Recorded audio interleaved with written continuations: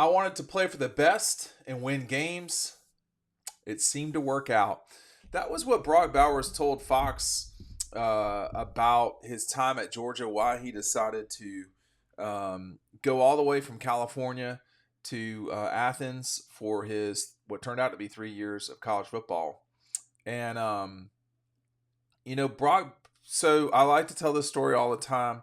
It's really an important part of of things that we do when we're just sort of driving around Georgia looking at recruits or driving back from games. But Matt DeBarian and I were in the car one time. You see Matt on this channel all the time. And I said, yeah, that was a weird time with Brock Bowers because in 2020, COVID hit and everything changed. And so for Brock Bowers, who was enrolling early at Georgia, California had shifted its football from the fall to the spring. So there wasn't fall football in California in 2020. So the guy, he only played to his junior year in high school football. And I said to Matt, I said, did anybody think he was going to be this good? And Matt's response is always, Matt has some curious takes sometimes, but this was one of the funnier ones. He said, he goes, I thought he'd be really good. I just didn't think he'd be an alien, which is which is a really good way to describe Brock Bowers and his time at Georgia. He was a force of nature. You think about. I'm just going through the pictures of Brock in his time at Georgia, and I'll put them on the screen in a second here, which is one of the things that I do often while we talk like this. But he wanted to play for the best, and keep in mind that when Brock Bowers was at Georgia, when he decided to go there, they'd not won a national championship. He was one of the major reasons why Georgia did win a national championship. The first catch of the season in 2021, Brock Bowers. The final catch of the season in 2021, Brock Bowers. He was a major reason why Georgia got the job done in 2021. Nick Saban never wanted to see the guy play again. He beat the Tide up so much. Here's the game in Atlanta. They lost this game, but Brock Bowers had 10 catches and a touchdown or two in this game. He was just really hard to deal with. As a player, he was exceptional for Georgia. Exceptional. Just something hard to deal with at all times. When this is okay, I want to tell a story of this again because right here, this image. This is Ryan Curley from up top. Dawg Post. We take photography pretty seriously. That is Lad McConkey, James Cook, Brock Bowers, and Marcus Rosenjack Saint as number 81. This was the game winning. Well, I don't know. There were 3 plays in that final stretch of time. This play right here gave Georgia an 8-point lead. This was Brock Bowers' touchdown in the national championship game against Alabama. It was the final touchdown of Georgia's offensive season. And I'll say this. This is when I was pretty certain Georgia's going to win the national championship. I thought they would win the game going into it. But on this play, Stetson had already hit A.D. Mitchell. Georgia had the lead. But on this play specifically, it was 3rd and short, I think. 3rd and 1. And Alabama came with a blitz. Couldn't get to Stetson on time, if I'm remembering correctly. All he had to do was throw the ball out to the left. Brock Bowers had his guy guarding him, and Marcus Rosenjack Saint was on the defender. It was basically a make or break for both teams. The game was going to get decided right there. Bama was forcing Georgia to either convert and score, or it would be 4th and long. Like 4th and you're kicking a field goal, you're only up 4. We go down, break your heart again. That's not what happened. Marcus got a great block. And by that, I mean he got enough of the person to where no one's catching Brock Bowers when it's 2 guys. He's in the open, and one of the guys is getting blocked. He's only got 20 yards to go. They throw it out there, touchdown. And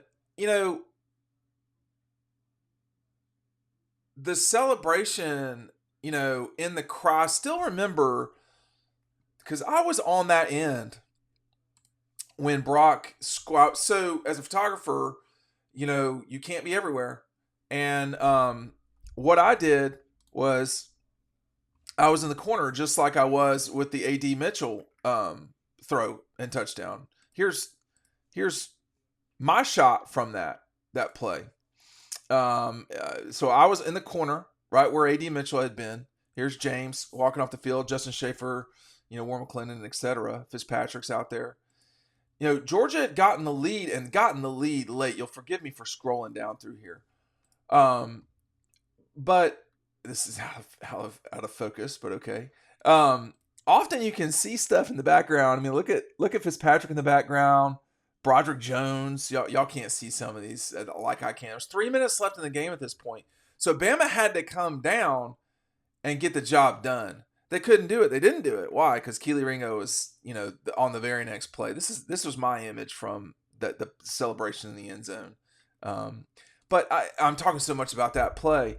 But with what Brock is talking about, it's important to focus on this one part of what he's saying. I wanted to play for the best and win games. It seemed to work out.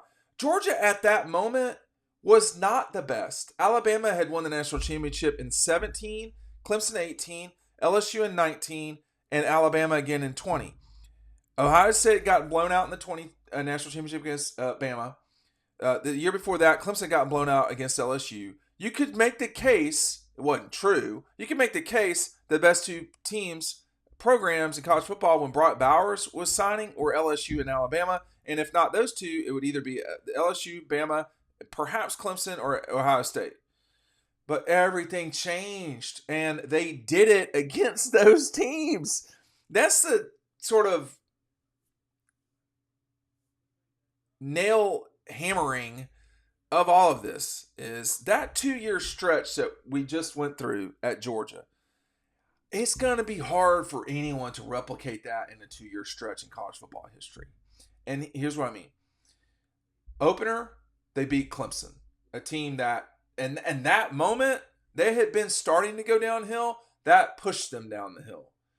So they win that game against Clemson.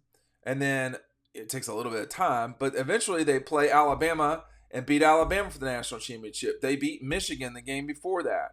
A season later, and I might be leaving people out, a season later, they beat Oregon to open this season. They go on to play LSU, blow LSU out in the SEC championship game. Then they go on to beat Ohio State. Certainly didn't blow them out. And then they beat Texas Christian after that. So in the period of 2 years, until today, Georgia in that 2-year period beat every team that won a college football national championship in the playoff, beat every team that played in the college football playoff national championship game. In a matter of 30 games, they accomplished all of that. That happened not just because of Georgia, but because of Brock Bowers too. It was all of it.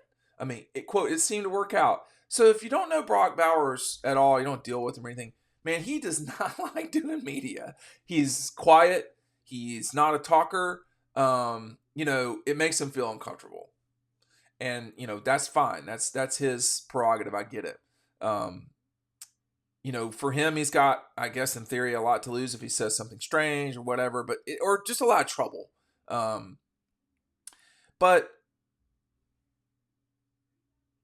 his play in the big moments, think about his performance against Clemson in the opener. Everybody thought Darnell Washington's out. That really hurts Georgia. Insiders knew that Brock Bowers was really good. They didn't know he was that good, I don't think. They thought he was really, really, really, really good. They thought they had two of the best tight ends that you could possibly have as a tandem, maybe in college football at that time. They didn't know they had the best player in college football in theory in Brock Bowers. And then you fast forward to what he did against Alabama in the SEC championship game. And just the whole 21 season, running away from the guys at Tech and doing the same thing in 22. And then his performance in the national championship game against Alabama, exceptional. I mean, again, do they win the national championship without him scoring that touchdown? Maybe. I mean, probably, but not certainly. And you fast forward to 22. This guy's out here slaying everybody. And and I'm going to write about this in the future, but his yoga performance on the sideline against Ohio State that one play did not exclusively win them that game, but that play alone was a massive part of Georgia's victory against Ohio State. It was a abnormally important and critical moment in that game. If they don't, they go on to kick the field goal there, but that play could have gotten them 7 points. It got them 3. But that moment would have given the ball to Ohio State. Well, they reviewed it to their credit, the officials, and got the call right. So Bowers, was essentially caught telling the truth, which is he wanted to play for the best and win games. And what I don't know if anybody could have known at the time was how influential he would be in this 44-game stretch that he was a Georgia Bulldog, some games of which he did not play in because of injury in 23.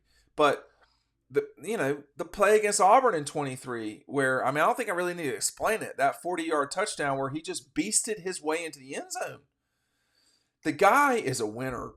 He is, the stereotype is that if the dad played sports in college, it's one thing. If the mom did, you better watch out. Well, this guy's whole family is a bunch of athletes, but a lot of us have athletic backgrounds, and we're not all Brock Bowers.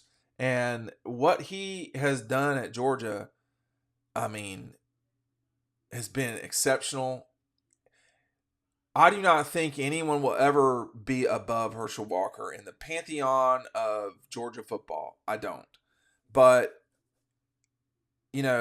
Stetson, Brock, you could make the case that for the position, Brock is the best person to ever play his position at Georgia. And that includes Herschel at running back. Because as unbelievable as Herschel was, and he was unbelievable, Brock Bowers was in the same conversation at least, and was as meaningful for sure. Didn't win the Heisman. Herschel should have won it twice. If we're going to correct all Herschel should have won it at least twice, perhaps 3 times. That he did not win it his junior year, that he didn't win it in 1980, I don't know, but whatever. Excuse me, I think I said junior year. I meant to say his sophomore year. He did win it his junior year, but and I understand putting him on a pedestal because he did stuff that had never happened at Georgia before, winning the Heisman. Well, that did actually happen before, but it hadn't happened in a long, long time.